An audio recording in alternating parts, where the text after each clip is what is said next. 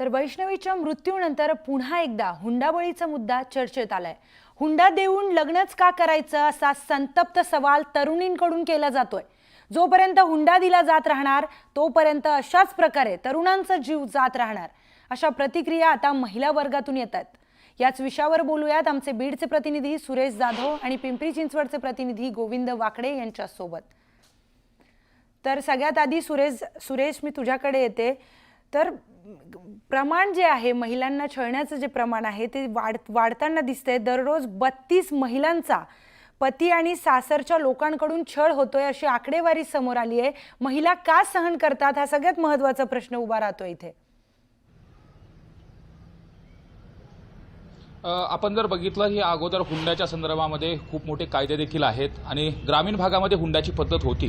मात्र एखाद्या मेट्रोपॉलिटन सिटीमध्ये सुशिक्षित असलेल्या कुटुंबामधून हुंडा घेणं आणि ते किती प्रमाणात हे हगवणे कुटुंबानं दाखवून दिलेलं आहे। कशा पद्धतीने क्रूर याची परिसीमा असते ते देखील दाखवून दिलं आहे। माझ्यासोबत तरुणी आहेत, महाविद्यालयीन तरुणी, आणि त्यांना काय वाटतं या संपूर्ण प्रकरणामध्ये त्यांना आपण विचारणार आहे। एकूणच वैष्णवीचं जे प्रकरण तुम्ही पाहिलंय, हुंड्यासाठी बळी गेला, अशा महाराष्ट्रात अनेक पद्धतीचे प्रकार घडत आहेत। काय वाटतं तुला, या प्रकरणावर काय प्रतिक्रिया असेल?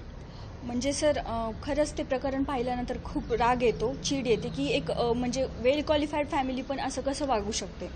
म्हणजे खूप आश्चर्यजनक घटना आपल्या महाराष्ट्रात घडलेली आहे। हुंड्यामुळे तरी किमान असं नाही करायला पाहिजे लोकांनी, मला तरी असं वाटतं। मात्र अपेक्षा किती असू शकते? 51 तोळे सोनं दिलं, सगळं काही दिलं, तरी सुद्धा लोकांची अपेक्षा।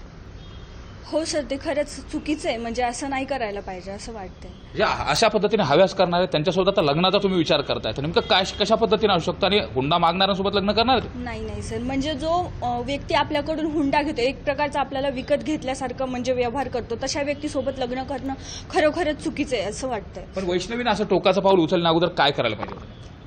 तिने सर म्हणजे एवढं टोकाचं पाऊल उचलण्या अगोदर विचार करायला पाहिजे होता, तक्रार करायला पाहिजे होती की ह्या लोकांपासून मला त्रास वगैरे होतो म्हणून। तिच्या फॅमिलीनेही तसा निर्णय घ्यायला पाहिजे होता, एवढं टोकाचं पाऊल नव्हतं उचलायला पाहिजे। कायद्याचा घ्यायला पाहिजे होता, कायद्याचा आधार घ्यायला पाहिजे होतं सर। मात्र अशा पुरोगामी महाराष्ट्रामध्ये सगळीकडे आपण पाहतोय, पण अशा घटना का घडतायत? महिलांना ज्या पद्धतीने छळाच्या घटना घडतायत, हुंड्याच्यासाठी अशा पद्धतीने केलं जातंय, काय वाटतं? संताप व्यक्त होते? खूप संताप व्यक्त होते सर। ह्याच्यामुळे नाही करायला पाहिजे ॲक्च्युली ना सर।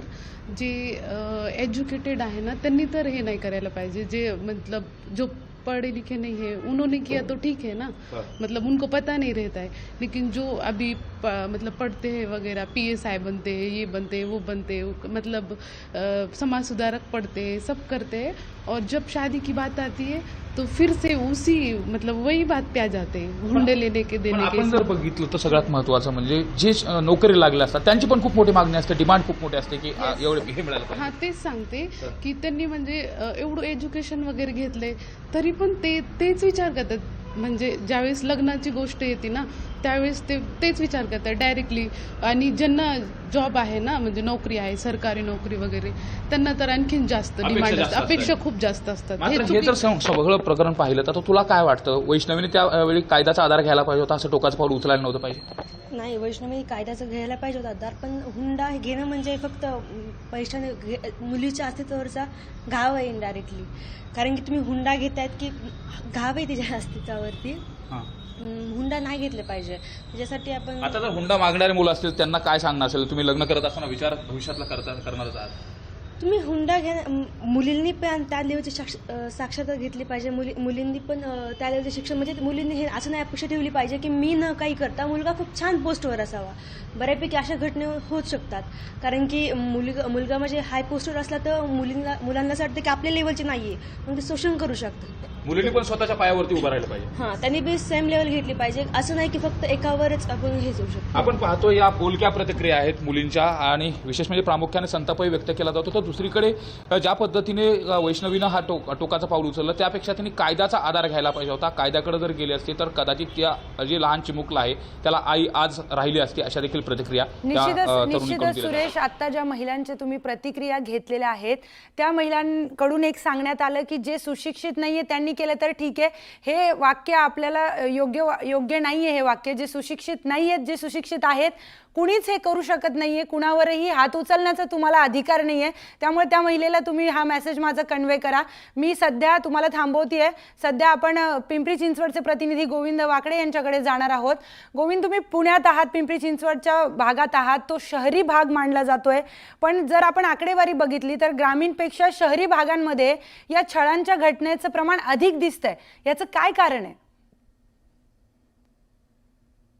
केंद्रीय गुन्हे विभाग जो आहे त्यांच्याकडे जी आकडेवारी उपलब्ध आहे, प्राप्त आकडेवारी 2017 ते 2021 या वर्षामध्ये जवळपास महाराष्ट्रात 998 हुंडाबळी गेलेले आहेत.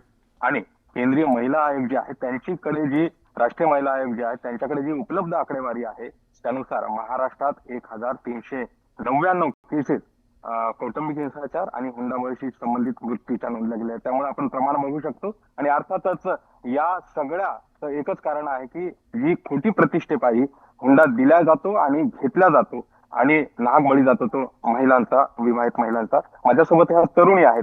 खरं तर मागील 8 दिवसांपासून पिंपरी चिंचवड परिसरात घडलेल्या या घटनेमुळे ह्या सगळ्या संतप्त आहेत आणि त्यांच्या भावना देखील अनावर झालेल्या आहेत की इतका अमानुषपणे आणि माणुसकीला काळीमा फासणारी ही घटना शहरामध्ये घडते. वैष्णवी सुशिक्षित होती, तिने का सहन केलं, हा पहिला प्रश्न या सगळ्यांना पडला. आपण त्यांच्याकडे जाणून घेऊया काय वाटतंय या सगळ्या प्रकरणाकडे बघताना आणि वैष्णवीला श्रद्धांजली काय ठरणार आहे.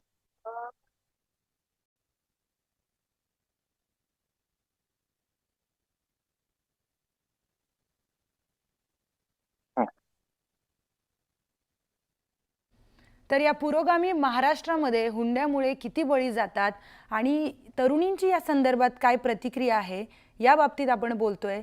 आपल्यासोबत दोन्हीही प्रतिनिधी आहेत. ते दोन्हीही ठिकाणांवरून आपल्याला तरुणींच्या मनात नेमकं काय चाललंय, वैष्णवीच्या मृत्यूनंतर तरुणींना नेमकी काय भीती वाटत असेल हे जाणून घेण्याचा आपण प्रयत्न करतोय. कारण हुंड्याबाबत आता तरुणाईनी जागरूक होणं गरजेचं आहे. जर तरुणाई जागरूक झाली तरच हा हुंड्यामुळे जो बळी जातोय, हुंड्यामुळे जो छळ महिलांचा होतोय तो कमी होण्यास मदत होणार आहे. तर आकडेवारी जर आपण पाहिली तर 1 जानेवारी 2022 ते 22 मे 2025 या 1237 दिवसांमध्ये तब्बल 39,665 गुन्हे नोंद झालेले आहेत.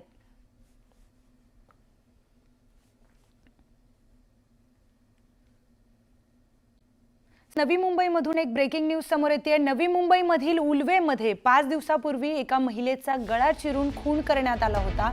या प्रकरणाचा खुलासा करण्यात नवी मुंबई पोलिसांना आता यश आलंय. या प्रकरणात 2 आरोपींना अटक करण्यात आली आहे. तर मयत महिलेच्या पतीनंच सुपारी देऊन या महिलेची हत्या केल्याचं तपासात उघड झालंय. मृत महिलेच्या पतीनं 5 लाखांची सुपारी देऊन पत्नीची हत्या केली आणि या प्रकरणी महिलेचा पती आणि तिघांना आता अटक करण्यात आली आहे. हरियाणामधील 2 व्यक्तींना हत्येची सुपारी देण्यात आली होती. तर पतीनेच पत्नीच्या हत्येची सुपारी दिली आहे.